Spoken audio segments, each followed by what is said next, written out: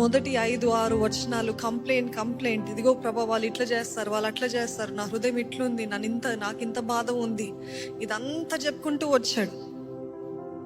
ఈరోజు మనలాగానే మన ఇతరుల గురించి, మనల్ని బాధ పెట్టిన వారు బట్టి మనం ఎంతగానో బాధపడుతూ ఏడుస్తూ ఉంటాం.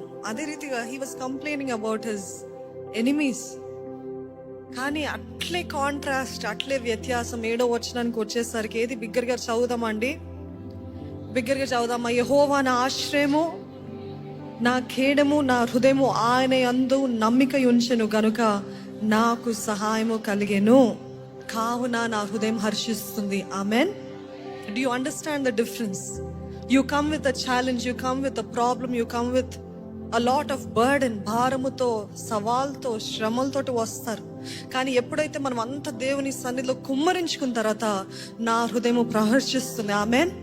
నా హృదయం ఆనందిస్తుంది, ఎందుకంటే నా దేవుడు నా ప్రార్థనని విన్నాడు, నాకు జవాబునిచ్చే దేవుడు. కీర్తనలతో నేను ఆయనని స్తుతిస్తాను. యెహోవా తన జనులకు ఆశ్రయం, ఆయన తన అభిషక్తునికి ఏంటండి, రక్షణ దుర్గము. ఇంగ్లీష్లో ఎట్లుంటుందంటే, when I fully trust in you. Can you all say, English అందరికి వచ్చని నమ్ముతున్నానండి. When I fully trust in you, బిగ్గరగా, when I fully trust in you, help is on the way.